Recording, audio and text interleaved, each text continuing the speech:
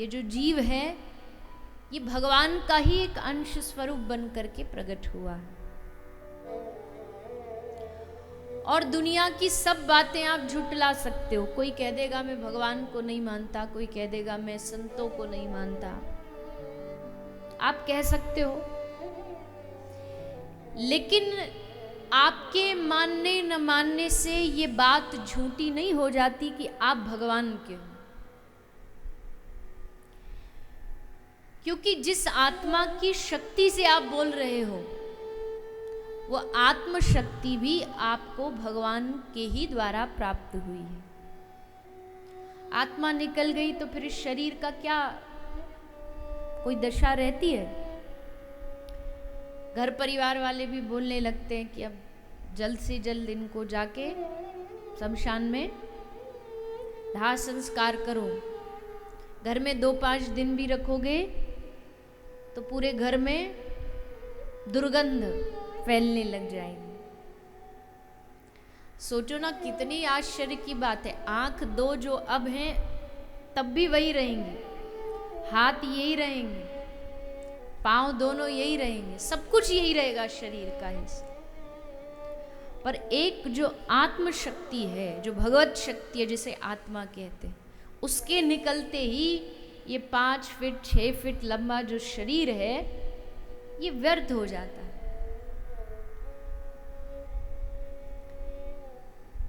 आपका कोई भले कितना भी अपना हो, लेकिन मृत्युपरांत एक कमरा में आपको उसके साथ बंद करके छोड़ दिया जाए तो आपको भी डर लगेगा। क्यों? क्योंकि उसके भीतर जो भगवत शक्ति है वो चली गई। और भगवत शक्ति जाने के बाद ये शरीर जो है ये, तो आप कितनी भी बातें कर लो, कितने भी दावे कर लो, पर आप एक दावा सब दावों को झूठा कर देता, और वो दावा ये है कि आप भगवान के अंशज हो।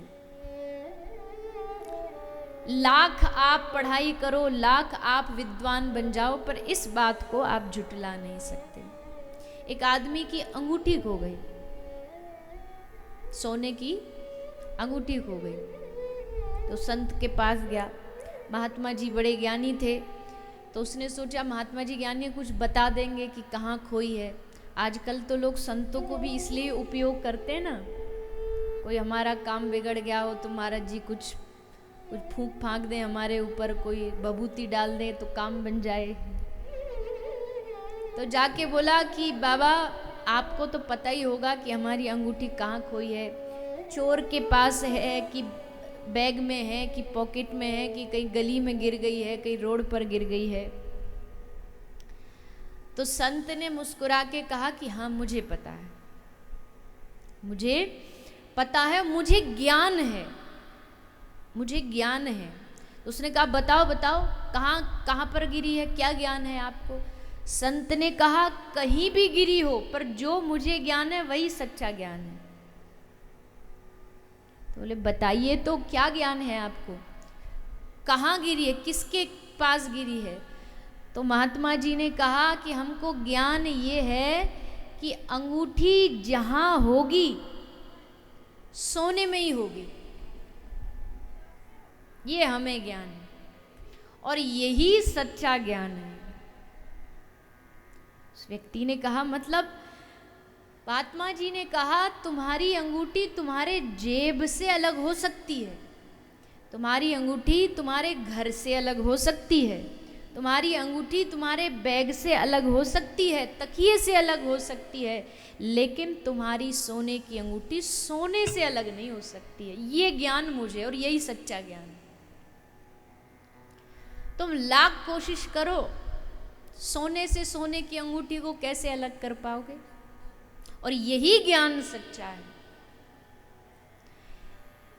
इसका मतलब हम समाज से अलग हो सकते हैं, हम परिवार से अलग हो सकते हैं, हम रिश्तेदारों से अलग हो सकते हैं, लेकिन हम ब्रह्म से अलग नहीं हो सकते, क्योंकि सोने की अंगूठी सोने से बनी है।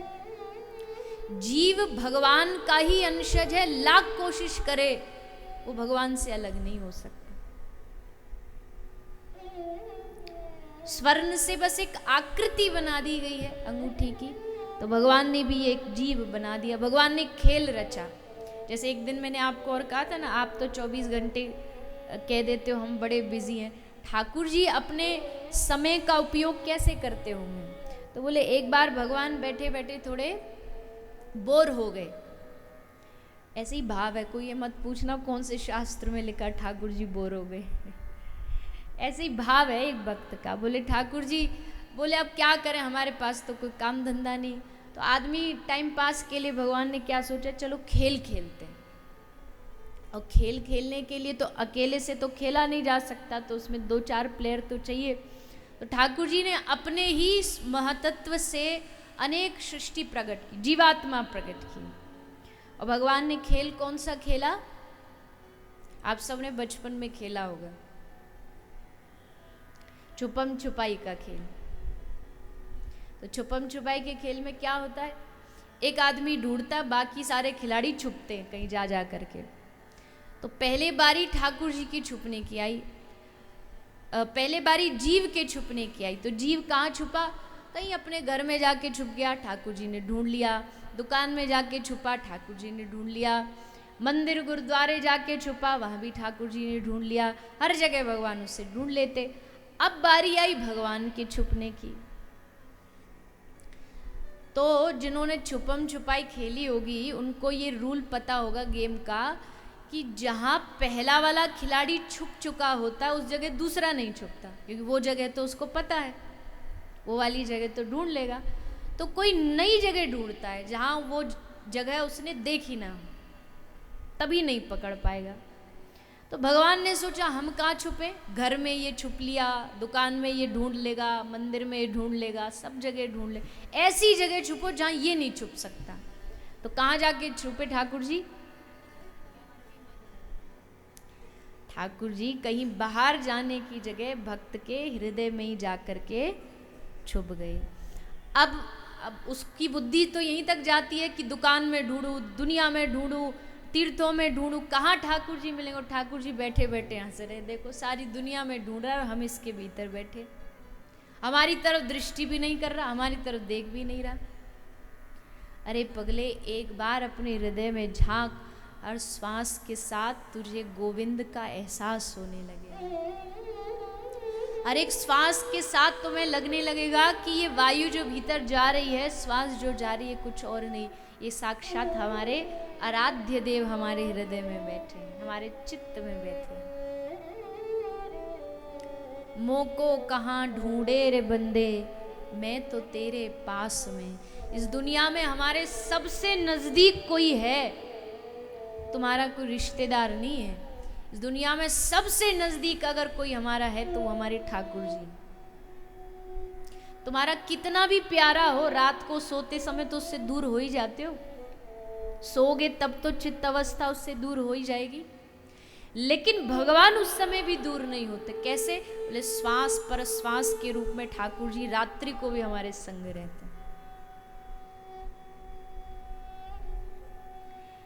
इसलिए जो कहते हैं हम भगवान भगवान को नहीं मानते, हम नास्तिक, हम पागल हैं, वो लोग। भले तुम कितना भी कहो, पर तुम्हारी अंतरात्मा जानती है कि नहीं, हम ब्रह्म के बगैर, भगवान के बगैर तो अधूरे हैं, कुछ भी नहीं है हमारे पास।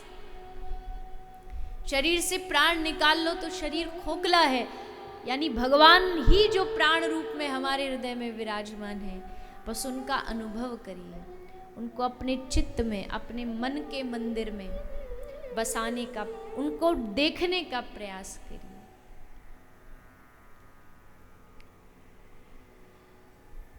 तो ऐसा भगवान ने सृष्टि की रचना की, सुंदर सृष्टि बनाई, और उस सृष्टि में अलग अलग रूप में भगवान समस्त जगत में विराजमान हो गए। इतनी भगवान ने सुंदर दुनिया बनाई, देखो अपने चारों ओर देखोगे तो देखते रह जाओगे, कितनी सुंदर सुंदर वस्तुएं ठाकुर जी ने बनाई हैं। मोर को देखो, आहा, ऐसा सुंदर रंग भरा है उसमें कि कोई दुनिया का बड़ा सा बड़े आर्टिस्ट भी अगर जाए तो नहीं भर सकता। गिरगिट को देखो, कहते ना ये तो गिरगिट जैसा रंग बदलता है, कैसे सुंदर सुंदर पुष्प, सुंदर सुंदर खाद्य वस्तु, खाने की वस्तु, क्या क्या भगवान ने संसार जगत में बनाया है।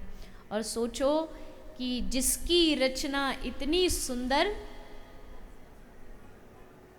वो कितना सुंदर होगा। जिस ठाकुर जी ने ये कोई कमल देखे, गुलाब देखे तो देख करके उसको सौंदर्य याद आ जाता, आह कितना सुंदर गुलाब है। और उस गुलाब को बनाने वाला, उस गुलाब के जैसी जिनके चरणार विंद हैं, ऐसी हमारी श्री राधा रानी, वो कितनी कोमल होंगी, कितनी सुकोमल होंगी। कभी सोच के देखा? जब भी ठाकुर जी और श्री राधा रानी के अंगों का वर्णन किया जाता है तो उनके अंगों की तुलना कमल से की जाती है। कमल नयन, चरण कमल, कितने सुकोमल, कितने सुंदर सुहावन चरण स्वामिनी श्री राधा रानी के हों।